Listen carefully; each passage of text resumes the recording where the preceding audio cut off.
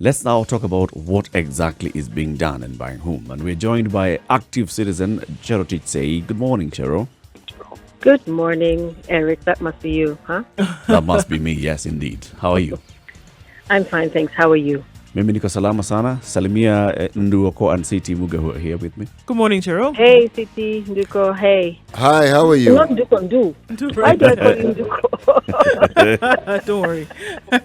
Now that's her Kenyan name. That's a Kenyan name. Yeah, if you go around saying your name is Ndu, we'll call you Nduko. Yeah. I'm telling you, it's happened already. Good morning. Good morning. So, Jerotich, we here there are very many initiatives that have been taken by citizens on trying to help one another. Yes. I would just say that, Kenyans are alive to the fact that COVID is real and it's coming. Of course, the information needs to be spread far and wide or be more widespread from a civic education perspective and an understanding of what COVID actually means. But for those, especially those in urban centers who are really feeling the effects of the curfew, they know it's coming. So I'm sure, and I do not know all of them, that there are quite a number of initiatives out there where people have said, let's do something. Let's start building food banks. Let's see whether we can identify vulnerable people in our community. You don't have to go far. You just need to go to the local kiosk or to see different people just in your immediate environment who have lost their jobs because of COVID. And it's been very gratifying to see that there are people out there trying to do something. For my part, I tweeted about somebody who asked me for 150 shillings just to buy unga because his situation was so desperate. And from there was a spontaneous outpouring of support from Kenyans. And in about 2 days, we had 142,000 shillings. And this week, I've received another almost 50,000 shillings. And we're helping families. For me, I'm a strong believer in cash transfers. There's no dignity in poverty. There's no dignity in begging. There's no dignity in desperation. And I'm a firm believer that if somebody says, I need something, give them money. Don't lecture them. Don't disturb them. Don't somare them because they're already in a tight situation and they're having to come and approach you for some assistance. Indeed. So for my particular initiative, it was just a case of, do we have 2,000 bob or 4,000 bob or 8,000? Because obviously I don't have access to a massive fund and I'm 100% relying on the generosity of Kenyans who have been absolutely wonderful, both in Kenya and in the diaspora. So this is just one of the many initiatives, but ultimately the responsibility for care and protection of citizens is the government of Kenya. What should they do, Chero? I mean, what should they do? We've asked before, but like now we look at what you've been able to do just in a couple of days with contribution from, a sprinkling of people and what has been achieved, right? Talking about the practicality of it now, what should government do? I mean, you talk about your firm believer of cash transfers. Is that what we're looking at now? Well, right now I know that the government has made reference to about 10 billion shillings that would be set aside for orphans and vulnerable members of the community. I don't know whether that is in the form of cash transfer or commodities. But, as you all know, I'm the queen of sharp elbows in the ribs of the government. And I'm not one to shy away from criticizing aspects of mismanagement and graft and so on. But I always say, and I said it in an op-ed that I released last week, that when it comes to an emergency, all hands should be on deck. And my biggest challenge and concern with the government is beyond the biomedical response to this pandemic, rightfully so, because if we don't get a grip on this medically, we're going to be in a lot of trouble.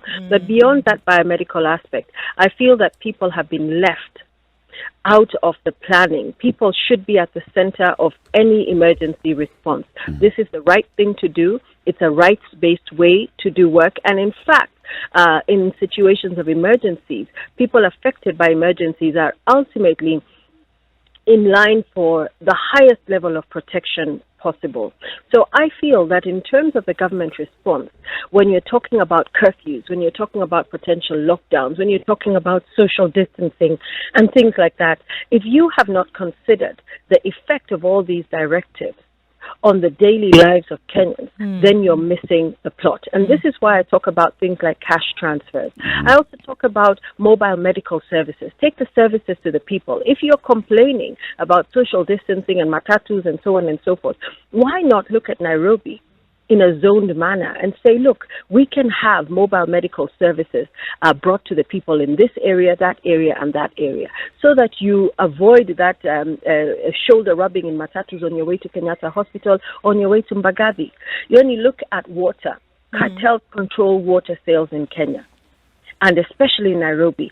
And people in underserved communities, because of course Nairobi water doesn't get there, bear the heaviest brunt. If you want people to wash hands, if you want the environment to be clean, water should be provided. If you're looking at those who are disabled, infirm, chronically ill, who can't leave their homes, yes, consider food packages and services all the way to them. Look at the Nyumba Kumi approach. Look at community-based healthcare workers who can reach out and tell you immediately who is vulnerable. I don't see any of that. And if it's happening, then it's a top secret. And ultimately what's going to happen is when the lockdown is effected, and I see it coming, we will have desperate, starving people. And then there's also a very important thing I want to touch on. It's the class divide. There's been appalling dialogue and discussions and debate on social media where people in the leafy suburbs are not pro-lockdown. Why not? Because they say, okay, no, these people will have nothing to eat and then they will invade us. Yeah. So this is a very different and wrong way of looking at rights. Rights are rights across the board. You should never be thinking that you don't want to have a lockdown or you want to ease or restrict some of the curfew measures because you don't want poor people coming to your neighborhood. No, it should be because they're Kenyans and they deserve the same kind of access to services that you have. And for whatever reason, you're fortunate enough to be able to stockpile. And I will not deny, I am a middle-class Kenyan. And in my own way, I've been able to do a bit of stockpiling. But every time I get to the checkout counter, I think about every single family that relies on 200 to 500 shillings a day to survive. How do you tell such a person to stockpile? They don't have refrigerators. They don't have electricity. They don't have storage cupboards. If you're 8 people in a small room, where is your pantry? Where are your cupboards? So this lack of pathos and this them and us and this class divide is something that will also explode. And if people are afraid of being invaded, then they should problematize it and say, what happened that we have so many underserved neighborhoods and underserved communities in, for example, Nairobi or Mombasa or Kisumu or Nakuru or Eldoret. The rural area is a different proposition, but I'm talking about the urban centers and the kind of them and us divide that is emerging. But isn't it interesting that almost every affluent area has a neighborhood that is economically disadvantaged? Absolutely. I call Nairobi a donut. If you look, and I think I said this on Inside Politics the other day, I said if you look at Nairobi, it's like the outer ring of the donut is where all the underserved communities live. And as they're sitting there, they come every day. They come as the gardeners, the house helps, the drivers, the chefs. They are the cheap, free, and sometimes even slave labor for the better served communities.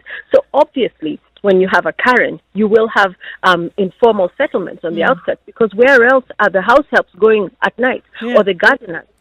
So it is a necessary a byproduct of these wealthy suburbs in an unequal community, in an unequal country such as ours. But then it also provides an opportunity, because if with such neighborhood structures, then it means that every affluent community has a neighborhood they can adopt to assist.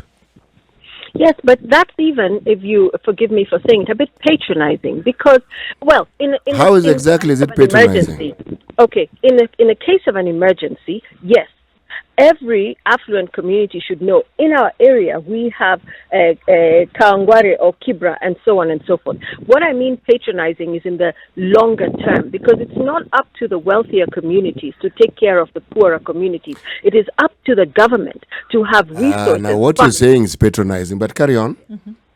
What I'm saying is patronizing. Yes, in what it sense? is. Why? You see, I look at government as you and I and all these other people we keep speaking of in the third person as though they are a separate entity. And when we talk about the situation we have now, this is an emergency. This is not a normal situation. And so the solutions that we want to prefer cannot be normal. If someone is in your neighborhood, that is your neighbor, and they're in a position of want, should you then not focus because they're your neighbor on assisting them? I corrected myself. I divided it into two, CT, if that's you. I first of all said yes. I corrected myself and said, in the event of an emergency, it's all hands on deck. And you should help at whatever level, wherever you are, however you can. In the medium to long term, these are the issues that I say are the responsibility of the government. Yes, which is you and me. But since when were you able to walk into State House City and say you want this and that and the other just because you're government? We are government, but we are not government. We vote, but we don't have a say. So in the no-holds-barred, flat-out emergency period, yes, help anyone and everyone. Yes, adopt a neighborhood, no matter whether I like the sound of that language or not, adopt a neighborhood. But better still, just give. If you know somebody somewhere who is suffering, ask your guard, is your guard okay? Is the family okay? Are they taking care of neighbors who have been laid off work because of coronavirus? Yeah. So CT, I understand what you're saying, and yes, it's not patronizing in the face of an acute, sudden onset emergency such as the one that we're facing. And this is exactly what I'm doing when I'm asking Kenyans of goodwill to give money. Give money. Don't give it through Chero or don't give it through other bodies. Give it yourselves directly. M-Pesa, you have under 1,000 shillings. Fees have been waived. Help people. Send them cash. Let them do what they need to do. In fact, somebody who I assisted instantly sent his wife and kids to Shags. Yeah. Which, of course, the government is against because they're saying, oh, no, stay in one place. Don't move. Otherwise, you're spreading it. But people have instinctive ways of self-preservation. And one of the ways of preserving themselves is to say, I'm going Shags or I'm taking my family to Shags. Yeah. Because at the end of the day, I can grow some skuma wiki on a patch somewhere. Social distancing is far more easy than it would be if I'm in my crowded space somewhere in Kibra or wherever it is that I have my family. So people should be allowed to find empowering ways that they can support and sustain themselves during this acute phase of the emergency. But don't forget that in an emergency situation, you have the preparedness. We haven't had that much time for preparedness. And then you have the acute phase. And then you have the immediate post-crisis phase and what you call early recovery. And then you go into the longer-term development spaces. So this is the humanitarian development nexus that I'm talking about. And so even as we're doing preparedness and response right now, you want to say, what do we want to look at long term? As we're water trucking, as we're distributing food, as we're making cash transfers, what do we need to do in order to stabilize our socioeconomic fabric to insulate us, or to the best of our ability, even more than we already are, from future shocks? Chero, let's go back to the initiative that you talked about, the one that you've started. You're personally contributing some money through your friends and people who know you, people who've read your tweets. And so far, you've raised close to 200,000 shillings, which you're sending to people that you know. Not that I know. I don't know a single person. They have just sent me direct messages. I have a queue of about 60 families who are just saying, tafadhali nisaidie, nimefutwa kazi ama hakuna kazi ama mtoto mgonjwa. I'm receiving I don't know any of these families from a hole in the ground. They have just heard that kuna initiative mahali, and if you send a message and your phone number, because my principle right now, because I don't have a triage system, I don't have a vulnerability criteria, I'm making the assumption that if we have 12.2 million households in Kenya, roughly, or so the National Bureau of Statistics would have us believe or know, I would imagine that between 7 to 10 million households are already in a state of vulnerability because of this crisis. Even if you don't have hundreds of thousands of people dying, the economy has changed and has been shocked because of the virus. So when people reach out to me, I ask no questions. I say, pole sana kwa msiba, or I say, here is 2K or here is 4K. And the only vulnerability criteria I'll use is, for example, there was a quarry worker whose wife died. And somebody referred him to me and said, this man is really struggling. He has got 6 children. The job at the quarry has ended. He doesn't know what to do. That gentleman, I've even forgotten his name, I sent 8K to. There was somebody who had a child who had been knocked by a vehicle somewhere in Narok, and the child was in hospital. On top of that, the person was a waiter and had been laid off. I sent 4K. But on average, when people are saying, I just need to buy food, I need to just make sure my children have food on the table, I send 2K. Is it going to change their lives? No. Does it allow them to have hope for another day? Yes, or it does. Or 3 or 4? It does. And that's why I would urge every single Kenyan that there's no amount too small. Somebody even sent me 5 bob on M-Pesa. And somebody sent me 30,000 shillings.